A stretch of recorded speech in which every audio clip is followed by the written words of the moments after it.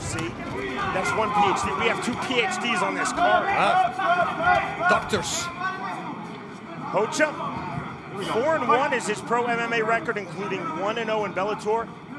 Trains with the Pitbull brothers, the current Bellator featherweight champion Patricio Pitbull, and the Bellator lightweight fighter Patricky Pitbull. The fighters know their way around ground and pound. Oof, that was a fast kick. Really fast kick from Tebuev to the inside, looking for the takedown. Stand up immediately from Wayne Spinola.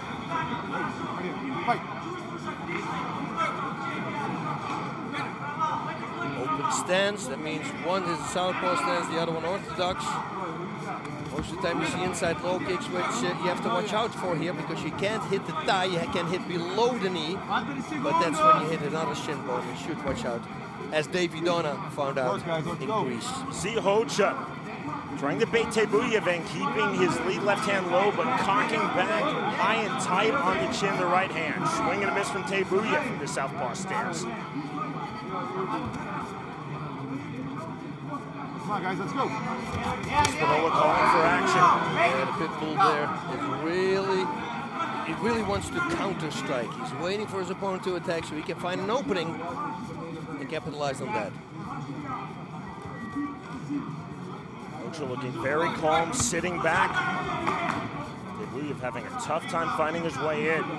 Tebuev said lots of combos in our fighter meeting. He said, I need to put my punches together. He said, Rocha has power, but I feel he's one strike at a time. Feet from Tebuev. 40 seconds now remaining, round number 1. Well, that crazy right high kick. Look how powerful it is from Rocha. I mean, the first one he threw to the head, that was so fast. It's a Muay Thai style kick to the body. That was all shin. Wow. Big shots in his short right hand. Tebuev comes inside in the takedown. No follow-up there by Tebuev. Curious from the Russian. Wanting to keep this fight standing, not venturing to the ground. 10 seconds. Good body kick from Tebuev.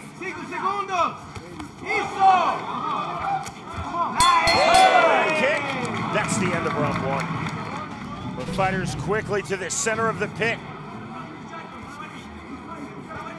Swing and miss from the southpaw stance for Tebuev.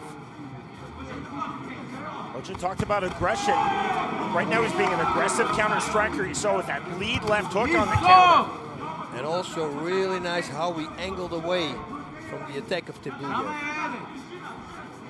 Give him a little smirk there. Yeah, I did that nice. Rocha with a traditional karate background, but you can definitely see the Muay Thai and the MMA influences. Yeah. He's super comfortable. Then again, you know, we just talked about it. The Pitbull brothers, if you have to train with those guys, you're going to be ready for a fight. Frank Shamrock is, of course, here, yourself, boss. In the 90s, you're part of that first generation that embraced cross-training. That was the thing, you know. I found out if you just excel at 2 arts in mixed martial arts, preferably 3, but wrestling was never my real forte because you simply don't have it in all of it. But then it works, and that's what you see here now, Karate Combat. Every time they come back with a new tools on the belt, so to say. You know, using the wall, using ground and pound, using takedowns. More combinations instead of simple strikes. Nice combination. 2, 1, up, stop. It's more of a balanced thing, though, by Rocha. That's why he fell down. Reminder that tonight's event, a full replay and additional content available on karate.com. We remind you to download the karate.com mobile app. 1 minute 20 seconds. I'm getting the timing down in the final fight of the night with this reverse countdown clock remaining in round number 2. It took only 2 hours. Let's go.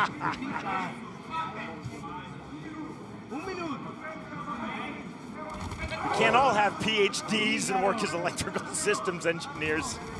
So we just have to talk about people getting punched in the head for a living. Clean Better separate. to talk about than actually receiving it. There's a little less. Clean separation from Spinola. Tebuev being methodical, but then landing the powerful head kick. Big shot right back from Rocha.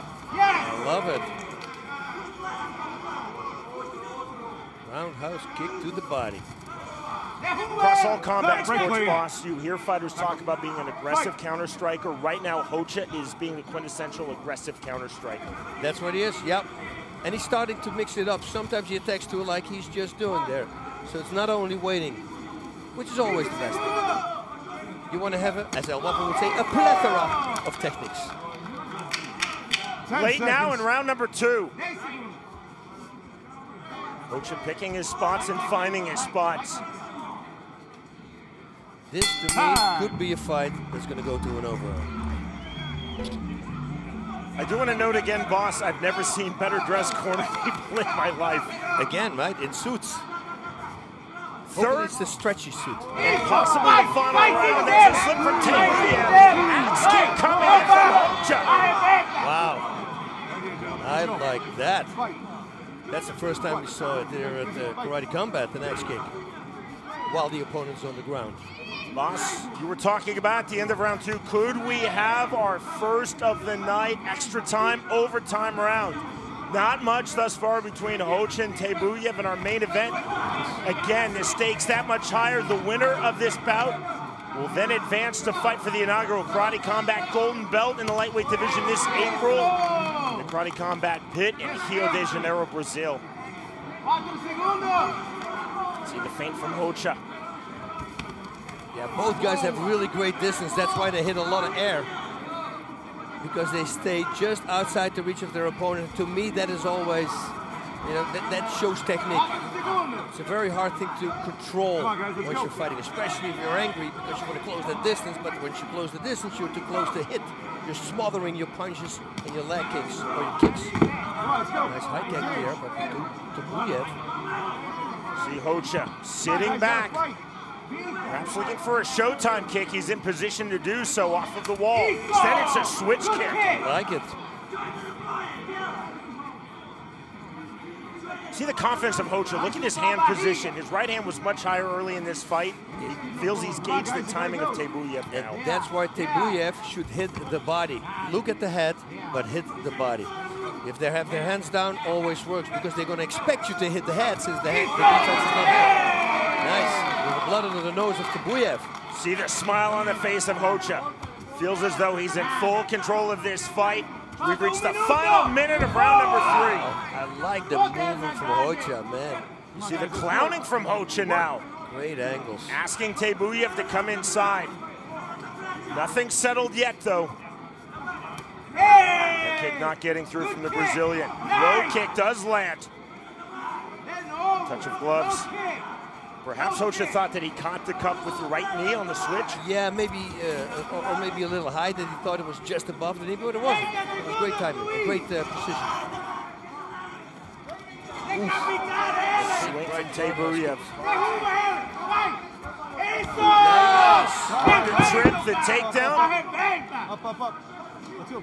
No ground and pound. Wayne Spinola ordering the fighters up. That's because Rocha's knees are both on the canvas. That happens with an inside leg trip. You know, you automatically fall in that position pretty much. Outside would be better. That is the end of our main event.